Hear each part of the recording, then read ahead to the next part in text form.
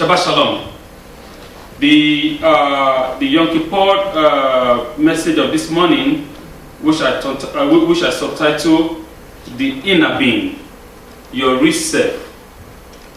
I'm talking about your real self. I'm not talking about the physical flesh now. I'm talking about your soul, the inner being. That is what God is saying that the inner being should return. What is the meaning of teshuvah? We are doing teshuvah. We are returning back. God is drawing us back to return. Come back home. It is not this physical flesh, because this one go back to where it came from, which is from the soil. 200 years, you are going to be 300 years, you are going to last 900 years, doesn't matter. One day, you go back to where you're from. It's going back. But the soul is what God is asking about, to return back home to His Creator. The main energy that is in you is what the Holy One, blessed be He, is asking to return. So that is what we are going to deal with this morning. The inner being, the inner soul.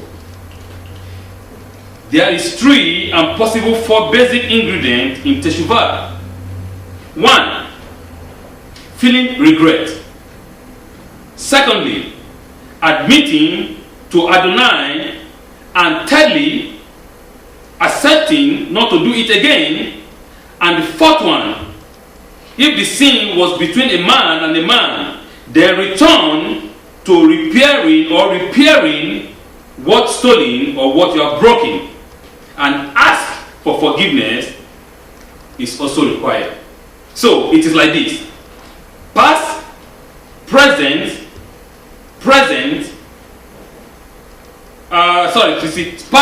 past, future, and present. Past, future, and present. So, feeling the regret is the past, because you feel the regret of what you have done. In your heart, you are sober. You say, oh yes, I know I did something that is horrible. I know that I did something that is so bad. I know that I did something that another ears cannot even hear it. It is unacceptable. I know I did this. That is the past.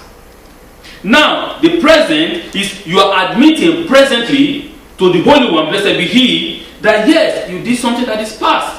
Because if you don't admit what you have done wrong, then where is the repentance? Where is the teshuvah? If your heart is not what? If your heart is not sober, if your heart is still proud, right? If your heart is not succumbed, saying, oh, I know in my heart, in my soul, in the deepest part of my being, I am wrong, then where is the teshuvah? So when you admit to the Holy One that yes, you did something that is wrong, that is the presently you're admitting, right? And accepting not to do it again, which is in the future. The future is that you accept that I am not going to do this again anymore. Yes, I did this wrong. I offend my wife, I offend my children, I offend my neighbor, my co-workers. I did something that is terrible. I cheated, right? I'm not saying cheating against your wife. I mean cheated in your business. I cheat in my business. Now, oh no! I recognize my sin. Now, you know what? I will come before God. I'm accepting my responsibility. Yeah.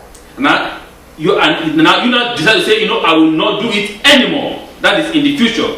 And then, but if the sin is between a man and a man, what do? You should go right away and make reparation for what you did wrong, for what you stole. You have to do what? You have to restore it back. That is the commandment. What did you steal? You wrong him. You make his heart bitter, and his heart and his soul cry. What you should do? Go and seek for forgiveness. Say, please, my brother, my sister, my family member, my wife, my children, my co-workers, my neighbors, please, I admit my wrong. Forgive me. Then you now go before the Lord again and ask God, and God will forgive you from your iniquities. Accepting not to do something again in the future is very, very scary preposition. Because we remember that whenever we said, oh, I'm not going to do it again, in a second we go back there and repeat the same thing. They say, oh, throughout last year, God, I know I did something wrong. I in my business, I cheated in my business. I took some money that does not belong to me. La la la la. God, I prayed I will not going to do it again. And this year, we will repeat the worst. Every year we keep on doing that. For how long? He said, you shall be sorry sincerely. When you are sorry sincerely, the Lord will forgive you. It's not the sorry by mouth that does not come from your soul. When Adam sinned and Adonai asked him, listen please, very important. When Adam sinned and Adonai asked him, where are you? Adam answered, I am afraid because I was naked. Where are you? Adam, our forefathers, the Son of God, replied, I am, or I was afraid because I was naked. Why did Adam say this? I was afraid because I was naked. Sin brings fear. Fear, the Torah says, is not of God. But sin brings fear. Because you know that you are going to face the consequence of your action. And nobody wants to face the consequence of their actions. Consequence is not good. But if you don't want to face the consequence of your action, then why did you do it in the first place? If you don't want to face the consequence of your action, if I don't want to face the consequence of my action, why did I commit that crime in the first place? The most simplest thing is that every one of us says, oh, God, it is the devil. All the problem, it is the devil. Everything that happening against you or in your life, in your sin, you are committing a crime. You are saying, oh, it is the fault of the devil.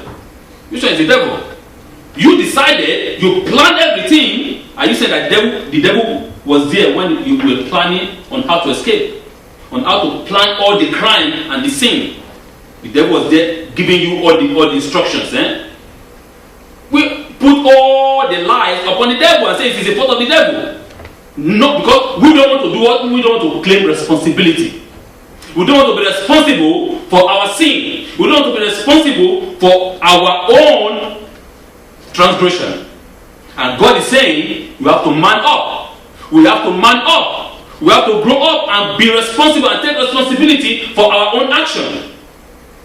I don't believe in somebody that will come and tell you, Jesus has died for me and that is it. What's your time? You have to face the consequence of your action. The Holy One has forgiven you. When you come before the Holy One and ask Him for forgiveness, oh God, please forgive me. I know I did. I will never do it again. I will never repeat it again. He forgives you. But remember that the consequence, you still have to face it. You must face it because that teaches you a lesson that this is not right. So let's continue on what Adam said. The Midrash declared that Adam is employing the word I, Ani, Anoki. And in Hebrew, I told us several times, that word is only designated for one person alone. To the Holy One, blessed be He. You can't say hi, because you are what? You are not independent. The only sovereign, the only one that can use the word I is the sovereign, the Holy One, blessed be He. He said, Anoki. He's calling himself now, he's making himself like equal to his creator. Right? Anoki. He's referring to himself. He feel himself removed and independent from Adonai. And they explain, he is saying, I did it and I will do it again. This sounds awful or awfully brazen. Therefore, there is also another explanation that states what Adam meant. I am afraid that I cannot help myself anymore, and therefore I will do it again.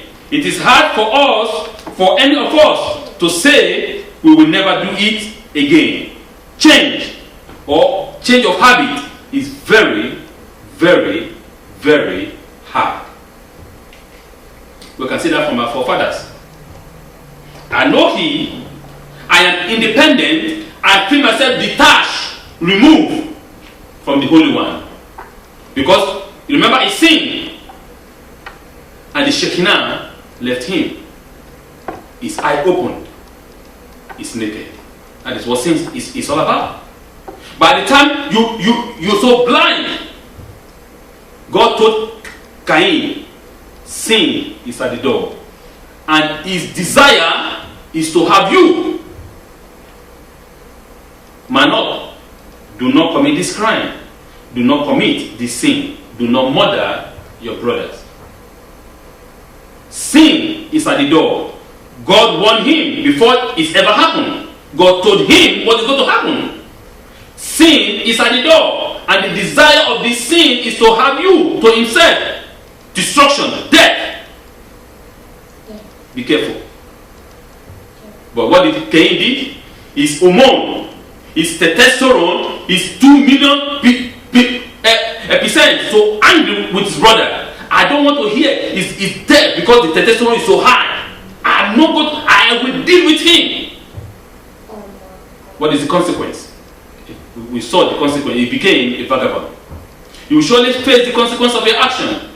Adam faced the consequence of his action. Adam is telling the Creator himself. He said, I know I did something wrong, but I am afraid I'm going to repeat it again. I'm going to do it and do it. I cannot stop. Is that what we are telling the Holy One? That you know what? I'm a sinner. I know I sinned, but I will continue to sin. I cannot stop. God, I don't know what to do. But the Holy One is saying there's a way out. There's a door open. Before man was created, the Holy One made Teshuvah. He knows. He said, man, as I said, he knows that man is not perfect. I know man is not perfect, but man is very good. Man is good, but it's not perfect. But my job is to make him perfect, step by step. Gradually, I will show him perfection. It is hard to say a man that is a drunkard, a high alcoholic. He tell you, oh, my wife, he has lost everything of his life because of alcohol. A man who is a gambler, he has sold his house, sold everything because of gambling. A man who is a drug addict, he lost everything in his life, lost his family, lost his wife, lost his children. Because of what? Because of hard drugs. He said everything. He said, oh, I cannot change. It's hard. Old habits die very hard. But with the grace of the Almighty, with a determination to improve, for you to improve in your way, the only one told Cain, improve. The only one that didn't say Cain, change. No, because Cain is good. But Cain has to improve positively. He has to leave that negativity, remove those evil that he has planned against his brother, and improve in a positive way, and stop doing evil and do good. Though on Yom Kippur, a prayer and thought are directed heavenward, the real Yom Kippur must take place within us. It is far easier to confess one's sin and shortcoming to an unseen God than to confess them truly to oneself. It is easy for us to come be in a secret corner or beside our bed or by the foot of our bed and start crying, and start telling God to forgive us. Because He's going to forgive us. He's going to see our heart and our soul and do that and forgive us. But it is easy to do that to an unseen God than for us to sincerely in our heart. Are we sincerely asking for forgiveness, or is it just a show? I know about some religion, right? Their action is to come and cry crocodile tears. 2 minutes out of the synagogue, they'll do, or out of the church, they'll do something wrong. They'll repeat that thing again, and they'll come again, and they'll just, and cry crocodile tears and go back to their crime.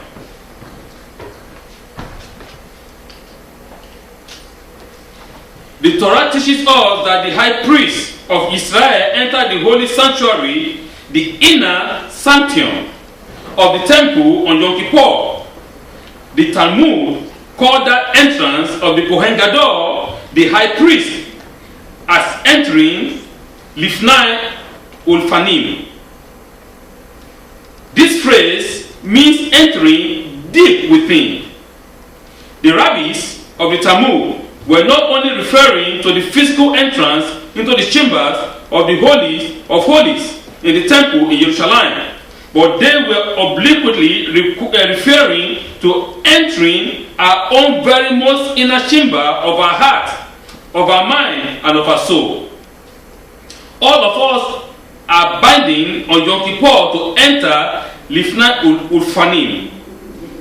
For without true self-examination and true commitment to self-improvement, Yom Kippur can, God forbid, be an exercise in fertility, if not even a meaningless parade.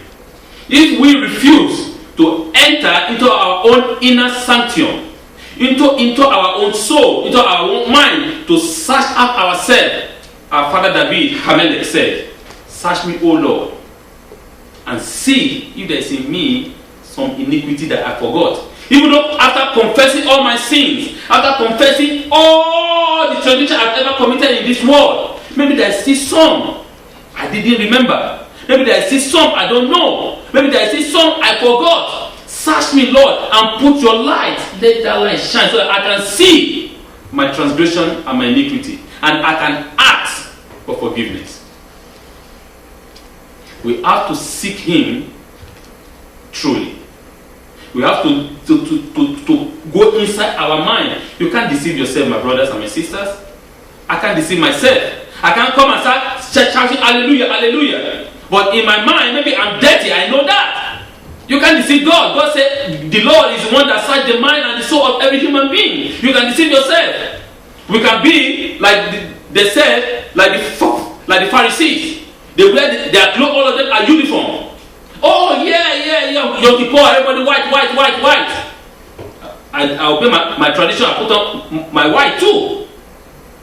But does that mean that I really sincerely, seek, enter the sanctum of my soul and seek forgiveness from God and from my fellow men?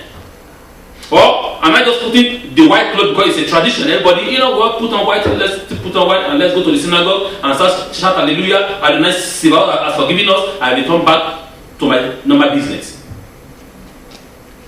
If you are going to do like that, then I'm sorry. He said, I present before you today a life and death. Choose one. It's a choice. But I advise you as your creator, as your father, to choose life for you to live and for your generation after you.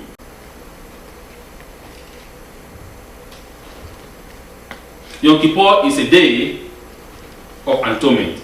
We can make it a day of nothing if we sincerely do not repent from our iniquities.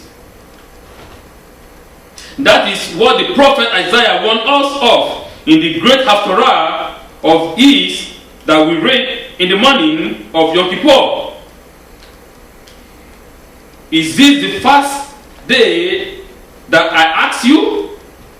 Isaiah asked through the Spirit of the living God, that you should bend your head to me like a reed, or that you should beat your breast with your fist, as our tradition said. All such public contrition is meaningless if it is not accompanied by heartfelt conviction for self-improvement and for better behavior towards God and man, consistent with such conviction and self-analysis. If we just come, I read again.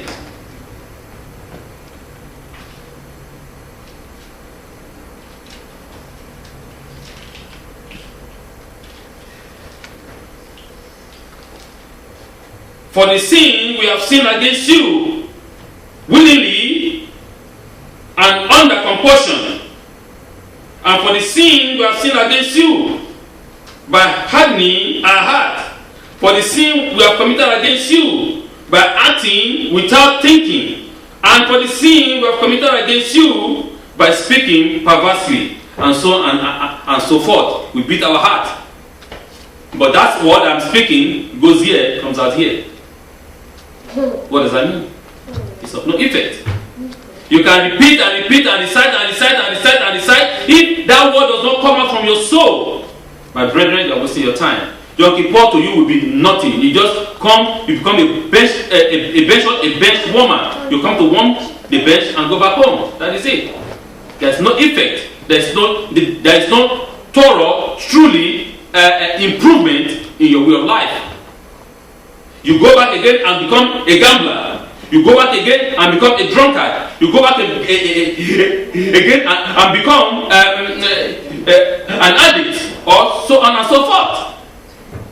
You become again and become a shit in your business. You say, oh, you know, God said we have to be prosperous. I have to shit for me to. Then, if you have to shit for you to be prosperous, then you have no God. That means that you know that your God cannot bless you. That is why you shit. If you know that your God will bless you, you don't have to shit. It will prosper you. The little that you have is going to multiply them millions and billions of times. And the one that have all the world, they feel like they have nothing. Because you trust in the Lord, that God, the God that you serve is a living God. And you are faithful in following Him. Yom Kippur allow for such a deep entrance into one's inner self. It is a day of absenteeism from food and drink and from other physical activities. It is an escape from the stress and pleasure of everyday life and the attendance problem and frustration. We always are concerned about others, families, friends, Israel, the world, the economy, so on and so forth, etc. Yom Kippur gives us a chance to be concerned and preoccupied about ourselves, not in a selfish way, but in a meaningful and positive fashion. It is the one day of the year that we are able to enter deep into ourselves and find meaning and purpose to our existence. This is not a simple manner. It may very well not be achieved in one day, even if that one day be the holy day of Yom Kippur.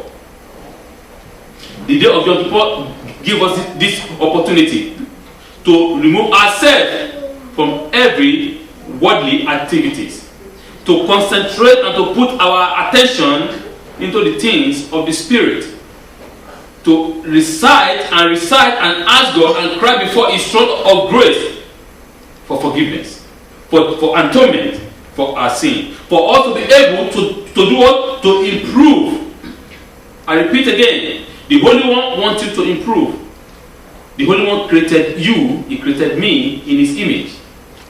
We are good. He just wants us to improve in a positive sense. To improve, to do what is good, to do justice. You say, justice, we shall pursue justice. That is what He wants from us, nothing else. To do what is right, to make what we did wrong, to make it right. We are stolen, to go and repay back what we have stolen, to give back what we have taken forcefully, and to seek Him, and to love Him, to fear Him. What does it mean? The word fear, as I explained, it is not this type of fear, no, but loyalty. To be loyal to Him unto the end. He said, if you are loyal to me unto the end, you will never lack. You will never lose anything, because He is a giver of life. But Yom Kippur at the very least focuses for us the necessity of attempting to reach deep within ourselves in order to make our life more meaningful and serene. The prophet Isaiah described evil people as being tossed about in a raging sea of their desire and frustration. The Lord wishes us to sail in calm water of serenity, belief, commitment, and holy behavior. The day of Yom Kippur, at the very least, help us to focus our life, to put our life in the patterns the same with the Holy One. For us to walk in the walk of Yeshua HaMashiach. He said he has come to walk the path. It is not a rocket science. I keep on repeating every day.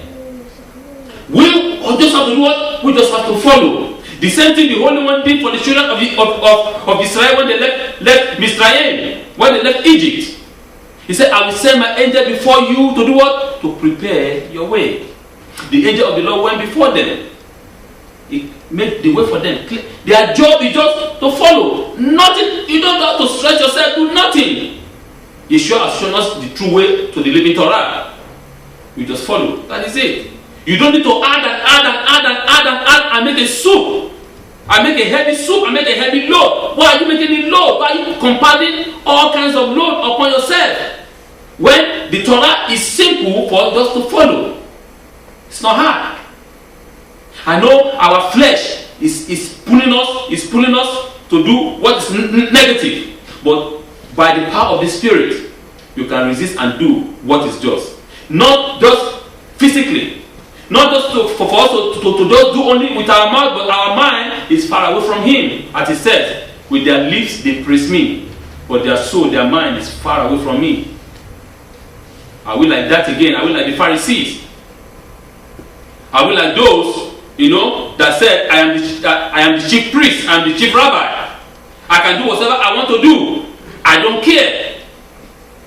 Then we only come to the Shabbat. We dress nice. We put on our big hat, $20 million hat, put on our dress, our coat. But our heart is as evil as the serpent.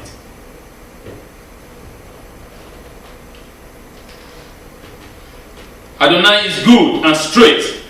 Therefore, He guides those who stray along the way. Tehillim chapter 25, verse 8. Adonai is good and is straight. Therefore, He guides those who stray away. As the evil people are like this, they are not stable. The winds of the world is blowing them to and fro. But for those who are just and right with the Holy One, He said, Adonai is good and is straight, and He shall guide you from going astray. I am sure not everyone has a positive and encouraging approach for Teshuvah. I was thinking that we can learn about Teshuvah or how to instruct about Teshuvah from the ubiquitous GPS. How tenderly and patiently it recalculates and recalibrates again and again, no matter how many times we are defiant. It points the best way to get to our destination. Teshuvah is also learning to listen and to trust those directives in life, implicit and explicit, that are intended to get us where we needed to and ultimately wants to go. I compare Teshuvah like the GPS.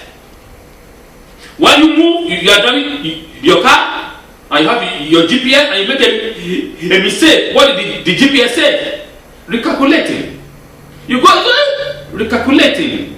The GPS is so patient with you. It is like you dumb. Why I told you to take this place? Why did you? No, it's patient. Recalculating.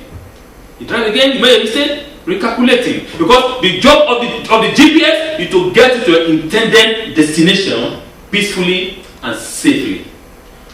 As fast as possible, peacefully and safely. Like the same thing to Teshuvah. When we come before the Holy One, we ask Him. It's a process. As I said, man is good. God, the intention of God is to make us perfect. It's a process. It takes time. You might say, you come to God and say, God, I am not good. But God is saying that you are good. I say, I am so bad, so evil. But God is saying, you are good, but are you willing to do the work? Remember that the Torah is faith and work. Torah is not just faith alone. La la la la la la la la. You don't do no work. You sit in your hand and you fold your finger and say, God will provide. You will hungry and die there. Torah is work. You have to work. You have to do what is good. You have to do what is just. That is the work of the Torah. Then, by faith, continue. The faith push you and continue to do that is right, and God watches and see, oh, my son is improving, my daughter is improving, she's improving, she's doing right, and she's doing. I'm going to do what? I'm going to assist him or her to continue. Encouragement. I'm going to encourage him or her to do what is right. Hazar teaches us that Teshuvah reaches up to the Ketseh HaKavod, the throne of mercy. Kitseh HaKavod, the throne of Hashem's glory. What is meant by this throne? We've mentioned that the Hebrew word for the word is olam. I mean, the physical word. Olam also means hidden in Hebrew. Sometimes it's hidden. The definition of the word is therefore the place wherein Adonai concealed himself. In spite of this concealment, Adonai's glory must be honored and upheld. The Sifter Ahem explained that the throne referred to this task of upholding the honor of Hashem. We have to honor his Hashem. We have to honor Hashem in this world. In the world, in this physical world, the Holy One, blessed be He, did what? Concealed Himself from us. But we can see His glory through creation, the beauty of His creation, the physical universe. And He said that our job and our activities here on earth is to do what? Is to honor, is to show the glory of the Holy One. Even though He concealed Himself, but we have to show forward interest. Who has the job of bringing this honor to the Holy One? Blessed be He. Hazar revealed to us that the Neshamas, the soul of Klei Israel, are taken from the beneath this throne. Remember, I talked about Kitseh HaKavod, the throne of Hashem's glory. Under this throne, the Klei Israel, the soul of the people of Israel, the soul of the Israelite is taken from beneath this throne. The Kitseh HaKavod is held up by and comprises of the Neshama of Klei Israel. This means that Klei Israel has the task of building the Kitseh HaKavod. Every member of Klei Israel has a unique role in revealing this Kavod, Shamayim, this honor of heaven in this world. That means that every Israeli soul have the possibility, have the capability to do what? To reveal the Kavod Hashamayim, the honor of heaven in the physical world. Because remember, under this throne, the soul of every Israelite is taken. Said our rabbis. We have to understand that your soul, my soul, has the ability to show forth the beauty of the living God, to show forth the honor of heaven in this world. We can't just put our hand and wash and say, no, it doesn't matter. I don't care. It's not my business. It is your business, my friend. It is my business to show forth the honor of heaven in this world. Because your soul is taken beneath the throne of God. As one develops in belief and understanding of Adonai and subsequently is able to serve Adonai on a higher level, he or she merit to contribute his or her portion to this Kitseh HaKavod. Our soul, the soul of the people of Israel, is special. For we see the light on Mount Sinai. The light reflects, and we all say, all you say we do and we obey.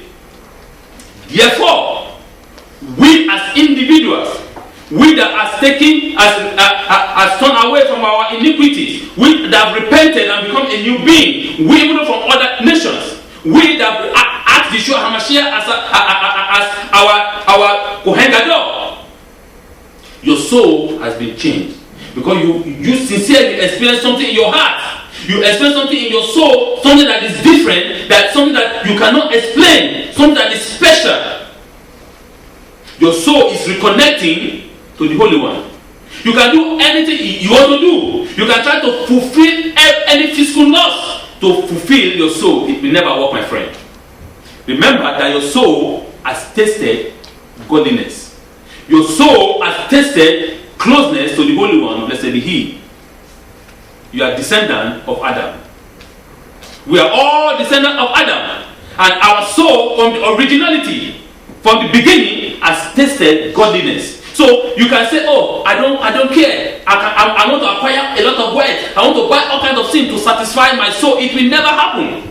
You can never satisfy your soul with a material thing. You can never satisfy your soul with a physical thing because the soul is not physical. That's the point. You can only satisfy your physical flesh with everything physical. But the soul is special. You can only satisfy it with the goodness of God, who created it for Himself in the first place. Teshuvah means to return. Return to where is the question. When one steals, there is an obligation to return the object. Where must one return it to? Back to its source, to the place from where it was taken. Teshuvah therefore means returning back to our source. Our origin was beneath the Kisei HaKavod. Teshuvah is returning ourselves and our focus to the very purpose of our creation. The building of Kavod HaShamayim in this world, honoring His will in our ways of honoring Him, or is our way of honoring Him, enabling His presence to dwell and be felt in this present world. Return back. Teshuvah, return back. Come back home, my children. If you remember the parable of the prodigal son, he went all over the world trying to satisfy his physical flesh, trying thinking that it can have meaning without the true meaning. He wanted to fill his soul with all the physical things after spending everything. He realized, he came to his brain, he came back to his mind. He said, oh, even though in my father's house, our servant, my father's servant, cannot eat this garbage that I'm eating. He realized, he remembered, in my father's home, this garbage I am eating with pigs. In my father's house, the lowest of the lowest of the lowest of the lowest of the lowest of the lowest servant eat better than this. Then what the hell am I doing here? I go back home. I better return home, for home is calling. I better go back home to the source, to the power, to my strength. For perhaps my father will forgive me. That is the number one thing. Once you realize your mistakes, when we realize our mistakes, then what do? We return back home. Let's return home. Let's come back home. The Holy One, blessed be He, our Father, is waiting for us, impatiently asking us, come back home, return. For one day, Adam will return back to the garden. I will bring Adam back to the garden, says the Lord. Adam will return. Don't forget, Adam is not exiled for life. No, he's going to return back. Because that is his home. That's where he was born. The Holy One, blessed be He, will return him back onto the garden, Garden Eden, where he was created. He will go to return back there. So he's calling us individually and collectively to return back home. In order to enable the Neshama to return to its source, Adonai created it with a strong craving to spirituality, ascend and draw close to Him. A person feels a void, hunger, or a feeling that there is something more to life than mundane. The physical body, with its physical wants and aspirations, mislead the people or a person into thinking that materialistic pleasure will fill the void and satisfy this hunger. Well, one has 100, he suddenly desire 200. Upon realizing that wealth doesn't fill the void, other pleasure or pursue. The only guarantee is a lack of true gratification. Salt water never quench a thirst. The spiritual hunger of the neshama can never be satisfied by a stick. All of the pleasure of this world have no allure for a neshama, which has tested the spiritual ecstasy of closeness to Hashem. Its thirst for that connection and nothing else will satisfy it. As I just explained, nothing else can satisfy your neshama, your soul. You can do whatever you want to do, it will never work. The only thing that can satisfy your neshama is the closeness to its creator. Its closeness to its creator. Because remember, your neshama derives its energy from the source. And it's only closeness to that source that the neshama can feel alive. The light, the infinite light of the Holy One, blessed be He, that is shining upon the neshama, he feel alive.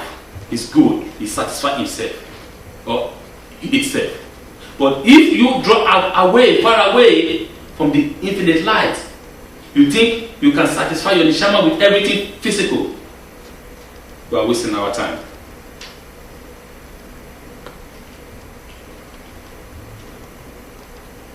And it was evening and it was morning the first day. Bereshit chapter 1 verse 5. The Midrash explained that this one day referred to Yom Kippur. The Pesuk, which is the verse, doesn't call it the first day, but rather one day. In the verse, Bereshit chapter 1 verse 5 said, and in the morning, in the evening and in the morning, one day. He didn't say first day. He said one day. In the evening, in the morning, one day. It is a one day. And that one day, when the heavens are open, when we can atone for our iniquity, for our sin. Remember the process. Let's remember the process perfectly well. Aaron has to cleanse himself first. Because if the head is dirty, of course the body is completely dirty. You cannot come and clean your body and while your head is stinking. Aaron is the head. He has to clean himself first. And remember the second step. You repeat. The Torah repeated it 3 times, showing it is extremely, very, very important. You can't just clean yourself and say, okay, I'm clean, let me go and clean the children of Israel. No. It doesn't work that way. Aaron cleaned himself first. And what does he do next? Cleans his family. Aaron first. Second, his family. Then third, the people. Why that step? Shaul said, you are shouting to be a rabbi, you are shouting to be a minister, you are shouting to be a leader in the synagogue, and you cannot control your family. What are you saying? You cannot show a good example to your family. Then what type of a leader are you? If your family is stinking, how can you control the synagogue? That's the same process. Aaron first, his family, then the people. It's step by step. That is sanctity, cleanliness. You wash your head. You don't wash from your foot up, right? You don't say, okay, I'm not going to wash my feet first, then wash my leg, then wash my hand, then my body, then my head. No, everything go from up down.